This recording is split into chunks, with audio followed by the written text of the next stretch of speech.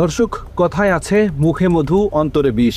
মুখে মধু নিয়ে ২০ ঢালা দুই বাপ বেটা ৪২০, ২০-২০ 40 আর দুজন মিলে ৮৪০। এমন দুই প্রতারক পিতাপুত্রের ভয়ঙ্কর প্রতারণা নিয়েই আমাদের নতুনভাবে যাত্রা শুরু। ক্রাইম এডিশন টিমের প্রথম অনুসন্ধান, বাপ বেটা ৮৪০।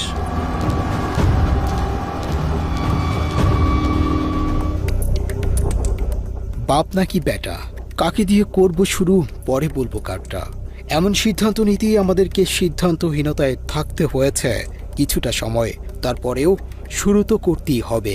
ওস্তাদের মায়ের যেহেতু শেষ রাতে, তাই পিতার কাছে যাওয়ার আগে পুত্রের অপকর্মের সূত্র ধরেই শুরু করতে চাই। মনে করে যে ফ্যামিলি নিয়ে বেরলাম, তো চলো আমরা একটু কক্সবাজার কোথাও যাই। ৩০ জুলাই ২০২৪, অগ্নিগর্ভ বাংলাদেশ। ছাত্র জনতার উপর চলতে থাকে অবর্ণনীয় গণহত্যা। সেই গণহত্যায় সবচেয়ে বেশি আক্রমণাত্মক ছিল মহানগর গোয়েন্দা পুলিশ, ডিবি। আরও সুনির্দিষ্ট করে বললে ডিবি প্রধান হারুনুর রশিদ ছিল সবচেয়ে ভয়ঙ্কর। তারা নিরাপত্তাহীনতার কথা বলছিলেন। এটা আমাদের দায়িত্ব, তাকে সেফটি সিকিউরিটি দেওয়া আমাদের কাজ। আন্দোলনের মূল নেতৃত্বে থাকা ৬ সমন্বয়ককে আটকের পর আন্দোলন এক প্রকার স্মিত হয়ে পড়ে। ঠিক তখনই যুক্তরাষ্ট্র প্রবাসী সাংবাদিক ইলিয়াস হোসাইন তার ইউটিউব চ্যানেলে ডিবি প্রধান হারুনুর রশিদের টেলিফোনে এক নারীর সাথে করা আপত্তিকর একটি ভিডিও আপলোড করেন। ওই ভিডিও আপলোড করার পর হারুন ছাত্র জনতার বিরুদ্ধে অভিযান বন্ধ করে নিজের উলঙ্গ ভিডিও সরানোর অভিযানে ব্যস্ত হয়ে যান।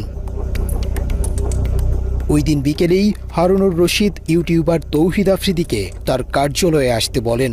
যেভাবেই হোক সোশ্যাল মিডিয়া থেকে তার আপত্তিকর ভিডিও সরাতে তৌহিদ আফ্রিদিকে অনুরোধ জানান। হারুনের ভিডিও সরাতে আফ্রিদি প্রথমেই বাসা থেকে তুলে আনেন সোশ্যাল মিডিয়া এক্সপার্ট মোহাম্মদ জুবায়েরকে। জুবায়ের জানান, রাতভর তাকে ডিবি কার্যালয়ে আটকে রেখে বিভিন্ন পেজ থেকে হারুনের ভিডিও সরাতে বাধ্য করে তৌহিদ আফ্রিদি। ইন্টারনেট সমস্যার মধ্যেও ফেসবুকের সাথে যোগাযোগ করে, টেলিগ্রামের সাথে যোগাযোগ করে সেগুলো রিমুভ করার জন্য যাবতীয় কমিউনিকেশন করতে থাকি। তো এরপর দিন দুপুরের দিকে ডিবি হারুন সাহেবের সাথে আমার দেখা হয় ডিবিতেই।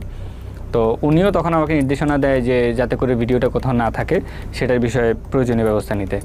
তখন ডিবিতে আমার সাথে সমন্বয়ক যারা ছিল ওদের সাথে আমার দেখা হয়। ওইখানে আমার সাথে 2-3 জনের সাথে দেখা হয়েছিল।